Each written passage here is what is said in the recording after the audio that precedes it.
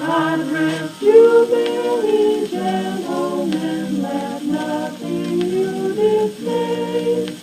Remember Christ our Savior was born on Christmas Day, to save us all from Satan's power when we were gone astray. Get away, I tell you. I want none of your singing here. Now get away before I take a stick to you. Get away, all of you.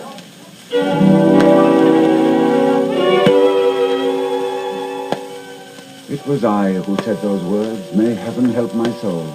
It was I who called them out into the London night on Christmas Eve and sent those children scampering into the fog with fear in their hearts, where but a moment before had been the love of fellow man and God.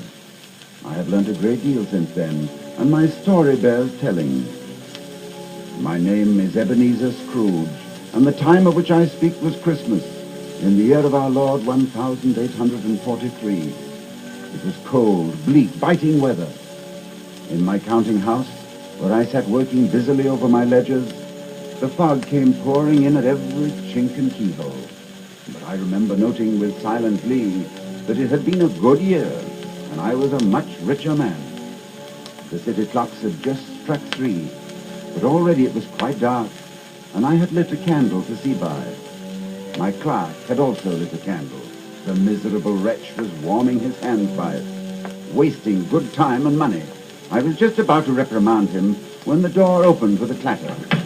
Merry Christmas, Uncle. God save you. Close that door. Do you want to freeze us out? I'm sorry, Uncle. Merry Christmas. Merry Christmas. And what reason have you to be merry? Heaven knows you're poor enough. Then what right have you to be sour? You're rich enough. This is a place of business, nephew. I'll thank you to leave us alone. No, don't be angry, Uncle. What else can I be when I live in such a world of fools? Merry Christmas. Humbug. What does it mean but a time for paying bills without money? A time for finding yourself a year older, but not an hour richer? If I had my way, every fool who goes about with Merry Christmas on his lips should be boiled in his own pudding and buried with a stake of holly through his heart. Now, get out. Uncle Ebenezer, if you'll only... Keep Christmas in your own way and let me keep it in mine. But that's just it. You don't keep it. I came to ask you to have dinner with us tomorrow. Thank you, nephew. I'll starve first. But why? We don't want anything from you. We ask nothing of you. Really? Not even a gift for your charming wife? A bauble for your pretty little child? Oh, come. I'm sorry you don't understand, Uncle. I came here purely out of the Christmas spirit. And when you go, will you please take it with you? Good night, nephew. Good night, sir. Merry Christmas! Humbug! Mr. Scrooge, sir. Well, what is it? I was just wondering, sir, If you might leave for the night, eh? Well, say it. Yes, sir. And you'll want all day tomorrow, I suppose, Mr. Cratchit. If it's quite convenient, sir. It's not convenient and hardly reasonable. If I was to deduct half a crown for it, you'd think yourself ill-used, wouldn't you, Mr. Cratchit? Well, sir, half a crown. And yet, Mr. Cratchit, you see no reason why I shouldn't pay a day's wages for no work. It's only once a year, sir. Once a year. A poor excuse for picking a man's pocket every 25th of December. Well, I suppose you must have it. Lock all the windows when you leave. And mind you, be here all the earlier next morning.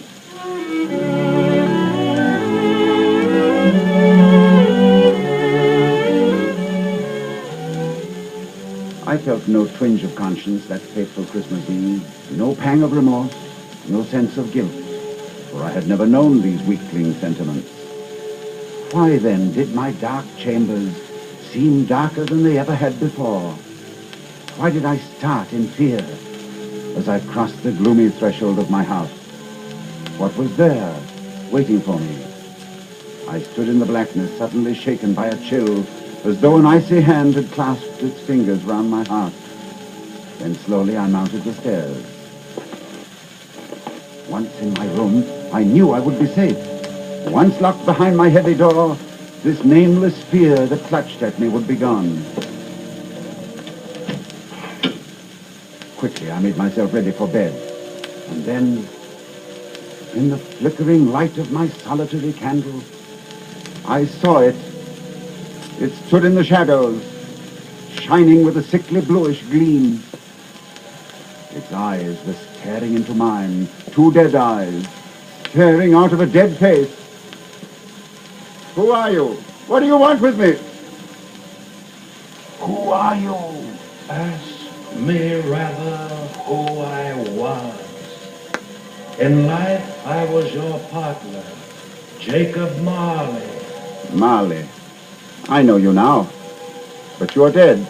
You're dead.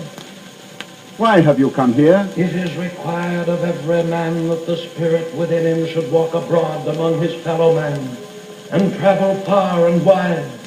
And if that spirit goes not forth in life, it is condemned to do so after death. No, stand back. His spirit is doomed to wander through the world and witness happiness it cannot share, but might have shared on earth. You are fettered.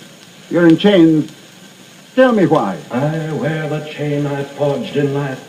Of my own free will I wore it.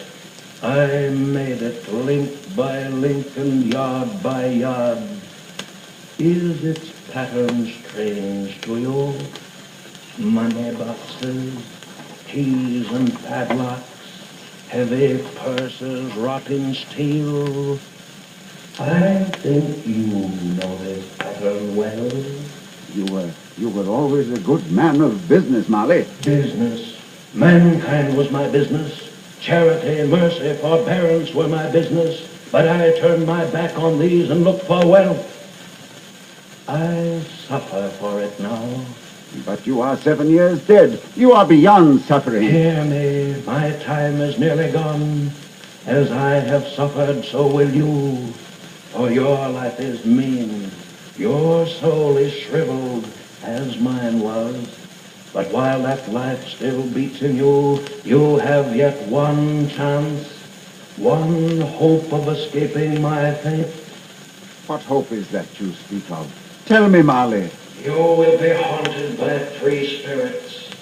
Look for the first in the dark of the morning when the clock strikes 1. The second spirit on the stroke of 2. The third will come when the bell tolls 3. Look to see me no more, but remember well what I have said.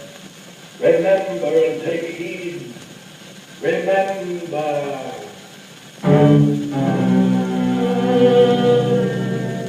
How long I slept, I do not know. But I awoke in a tremble, the voice of the steeple clock still ringing in my ears, as it struck the first hour of Christmas Day. There at my bedside, as old Marley had warned, was the spirit who had come to haunt me. It was a strange figure, like a child, and yet its hair was white with age. It held a branch of fresh green holly in its hand, and strangest of all, from the crown of its head there sprung a bright, clear light. You must come with me, Ebenezer Scrooge.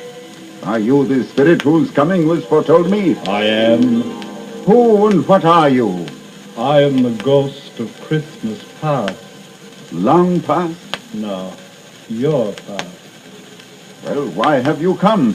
What brings you here? Your welfare and your reclamation. Rise and walk with me. Walk? Where? Through your window, out into the night, out on the wings of the wind. Come with me, Ebenezer Scrooge.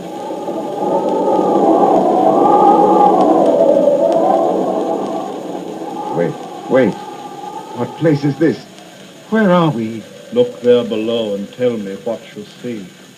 I see a school, a cold and draughty hall. I see a long, bare, melancholy room in which a boy sits reading. A solitary child, neglected by his friends, for they have all gone home for Christmas. He wants to cry, but doesn't dare. Now he lifts his head. I see his face. His name? His name is Ebenezer Scrooge.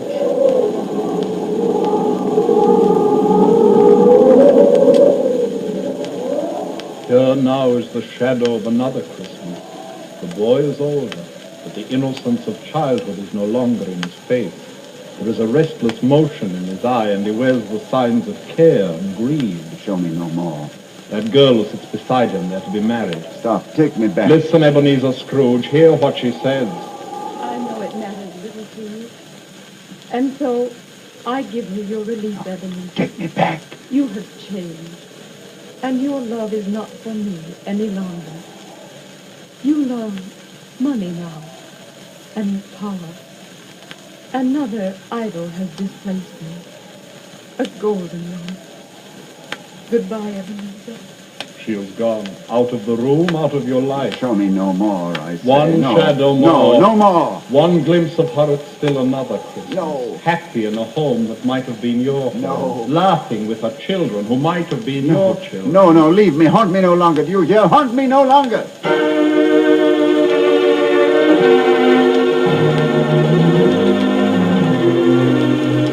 Again I slept. Again the steepled clock tolled out the hour on the Christmas morning air. Wake up, man, wake up! I am the ghost of Christmas present. Look upon me, man. Know me better.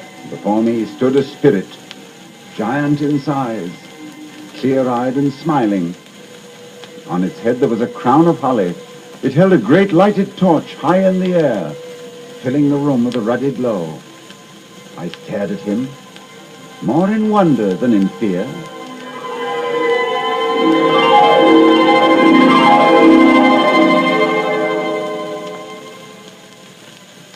And then the second spirit laughed.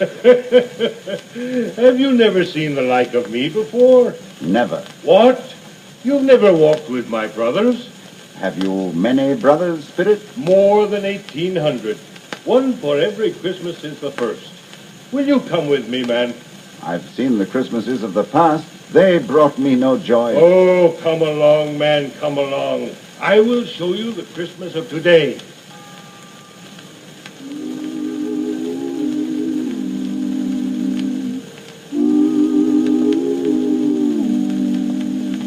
There lies the world below you.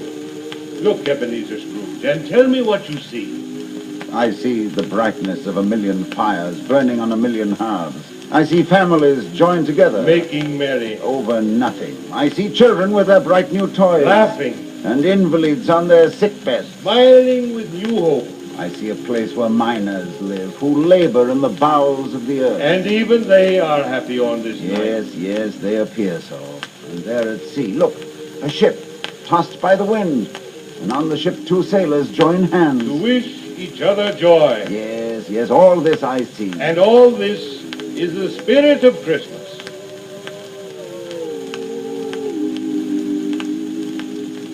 Come with me now. There is a miserable room in a miserable house where lives a man that you know well. There. You see him? Hi, that's my clerk, Bob Cratchit. But the others, oh, I know them not. Bob Cratchit has a wife and children. 5 children. And all these mouths are fed and bodies clothed on the 15 shillings which you so kindly give him every week. A wife and children? I never knew that. You might have known. You never asked. That child, the youngest of the 5, he has a crutch. He is a cripple? The crutch supports his body. His spirit stands alone. Now, children, your father's here. Chairs for the table. Peter, fetch the goose. Martha, the potatoes need your hand. Oh, Bob, there's such a goose. Tiny Tim could tell you that, couldn't you, Tim? I smelled it, Mother. I could smell it coming up the stairs. My little one. And was he a good boy at church, Bob? As good as gold, eh, Tiny Tim? It was nice to be in church this morning, Mother. I wanted everyone to see me Why, Tiny Tim? because I'm a cripple. And if people see a cripple on Christmas Day, why then they'll remember that this is God's day. And it's God who makes the cripples walk and the blind to see. Tiny Tim. Well, isn't it, Mother? Yes, dear. Isn't it, Father? Who else, my son? And you'll make me walk, too. Someday I'll just throw away my crutch and I'll never have to use it again. Will I, Father? Never. Why, you're growing stronger every day. Feel his arm, Mother. Just feel it. Feel my arm, Mother. Feel my arm. Oh, the goose is here. The goose is here.